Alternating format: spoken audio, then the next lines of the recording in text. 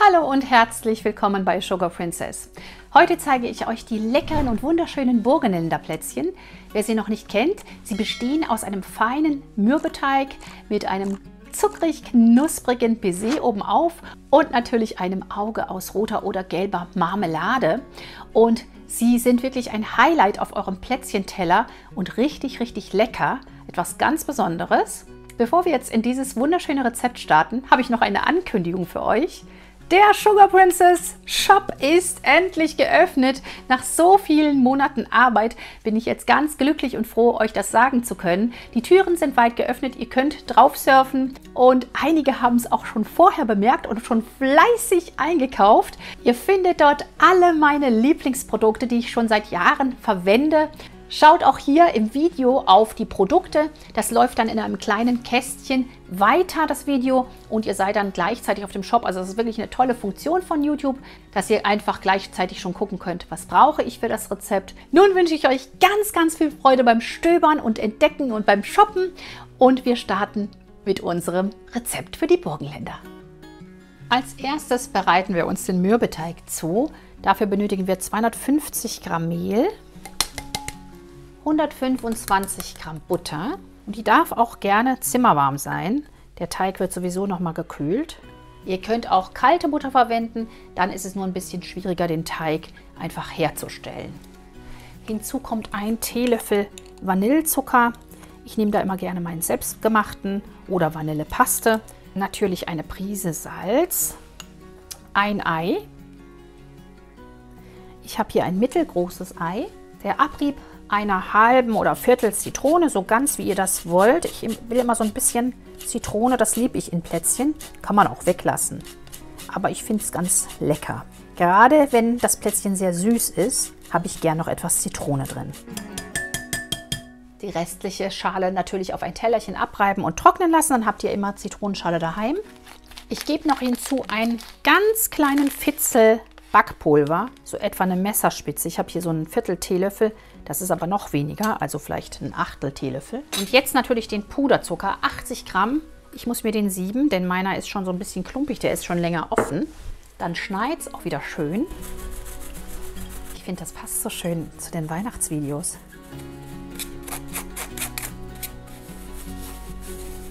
Also der war wirklich richtig klumpig, aber ihr müsst den dann nicht entsorgen, sondern dann einfach nur durchsieben. Den Mürbteig wie immer kurz und knackig verrühren, bis er klumpig wird und dann arbeiten wir noch kurz mit der Hand nach.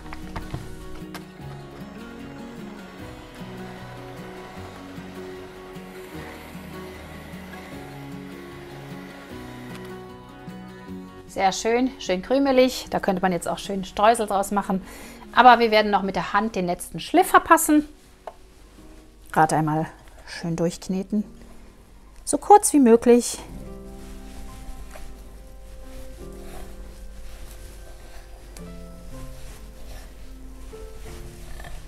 Den Mürbteig könnt ihr auch sehr gerne schon am Vortag vorbereiten, denn der sollte jetzt gleich ungefähr eine Stunde in die Kühlung, dass er sich schön verbindet. Und diese Wartezeit kann man eigentlich vermeiden, indem man eben den Teig schon am Vortag herrichtet. Ein wunderschöner Mürbteig ist entstanden. Den einfach jetzt zu einem Päckchen formen, zu einer am besten flachen Teigplatte einpacken und eine halbe bis eine Stunde kalt stellen. Und in der Zeit können wir uns die Küche aufräumen und schon mal die Zutaten fürs Baiser bereitstellen. Ungefähr eine halbe Stunde vor Ende der Kühlzeit können wir dann unser Baiser schon mal herstellen. Ich nutze jetzt mal die Küchenmaschine, denn sonst wird mir der Arm lahm. Denn die Meringue sollte so möglichst 10 bis 20 Minuten aufgeschlagen werden. Wir brauchen dazu 3 Eiweiß. Also gut auch zur Eiweißverwertung dieses Rezept. Dazu gebe ich natürlich eine Prise Salz und einen Spritzer Zitronensaft, so 2-3 Tropfen. 2 Minuten anschlagen und dann unsere 250 Gramm Puderzucker einrieseln lassen, einfach nach und nach, bis eine schöne glänzende Eiweißmasse entstanden ist.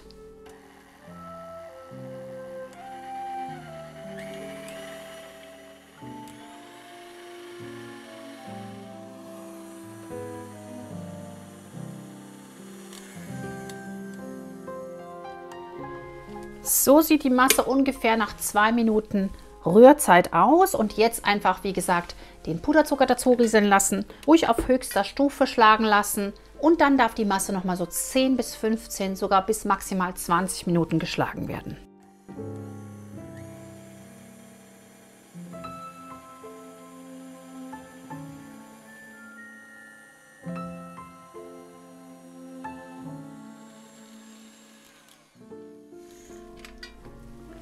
Schauen wir mal. Aha, das sieht schon richtig gut aus. Nach etwa 8 Minuten bleibt hier eine Spitze stehen. Genauso soll es sein. Also 8 bis 10 Minuten, maximal 20, sollte die Meringue auf jeden Fall geschlagen werden. Und dann ist sie fertig. Ich lasse jetzt noch 2 Minuten laufen und dann können wir eigentlich loslegen mit dem Teig.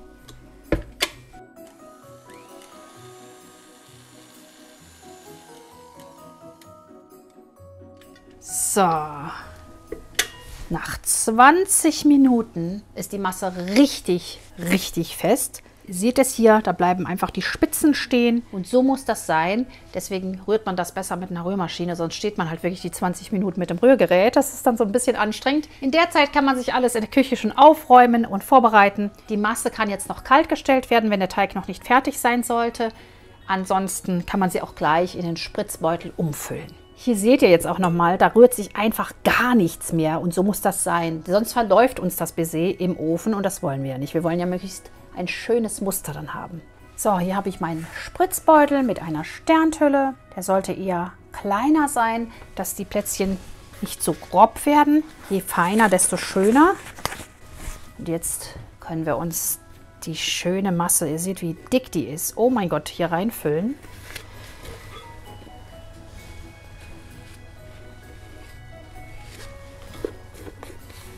Wahnsinn.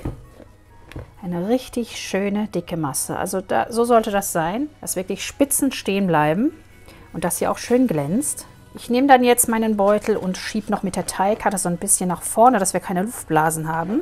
Und dann ist das eine saubere Sache. Und deswegen auch nicht zu voll füllen, sonst wird das kompliziert mit dem Spritzen. Dann lieber nochmal nachfüllen. Wie gesagt, gerade noch kurz kalt stellen und währenddessen den Teig ausrollen und die Plätzchen ausstechen.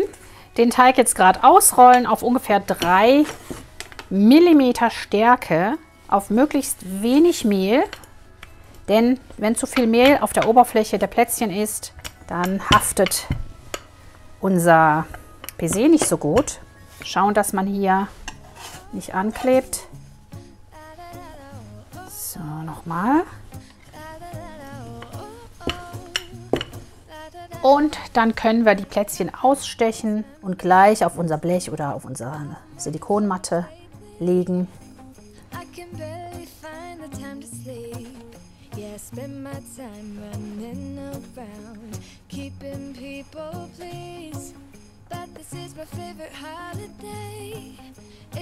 Und dann können wir auch schon unsere Baisermasse aufspritzen.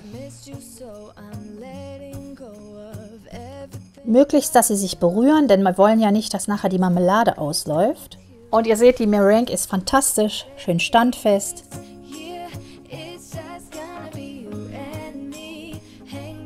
Und man sieht jetzt schon, wie wunderschön diese Plätzchen aussehen werden.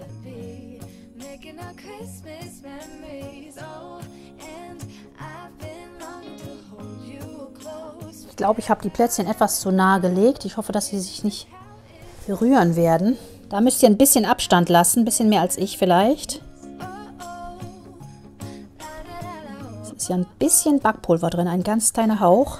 Sieht wunderschön aus. Das mache ich jetzt einfach mit allen und dann werden sie gebacken. Ups. Ja, also die Plätzchen können ruhig so zwischen 3 und 5 mm Stärke haben. Denn wenn sie zu dünn sind, dann seht ihr, dass sie so ein bisschen sich hochziehen. Also sie brauchen eine gewisse Stärke, damit sie nicht nach oben gezogen werden. Ich würde sagen, so 4 mm wäre perfekt.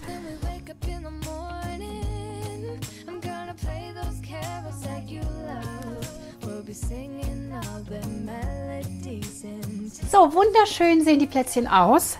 15 Minuten dürfen sie jetzt ungefähr backen bei 160 Grad Ober-Unterhitze. Einfach bei dieser niedrigen Temperatur, damit sie eher trocknen als backen, aber dann schon auch etwas länger müssen sie drin sein. Los geht's!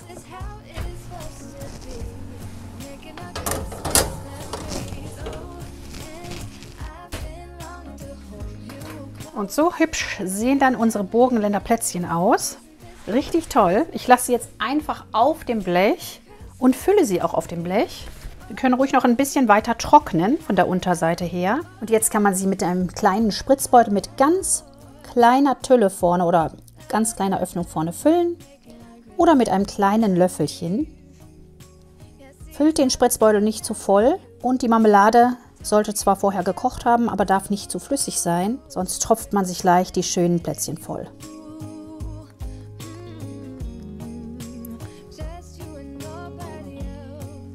Jetzt zeige ich euch noch kurz das Füllen mit dem Löffel. Da solltet ihr auch einen kleinen Löffel verwenden und einfach so ein bisschen was reintropfen. Vorsichtig. Und ich habe jetzt hier eine 2 Fruchtmarmelade, Kirsche, aber ganz traditionell werden sie mit Johannisbeer-Konfitüre gefüllt.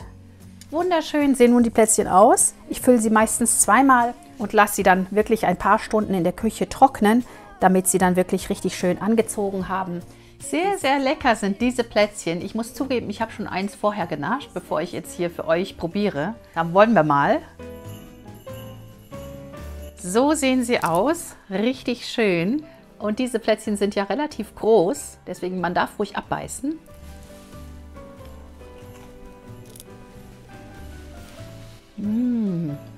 Super.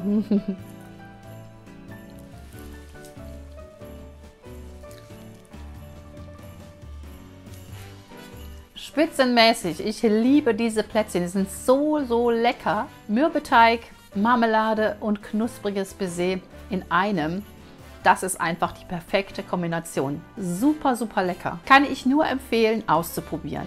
Das waren meine schönen, leckeren und wunderbaren Burgenländer Plätzchen. Ich hoffe, euch hat das Rezept gefallen. Wenn ja, dann hinterlasst mir gerne einen Daumen nach oben und einen netten Kommentar. Ich freue mich immer sehr darüber.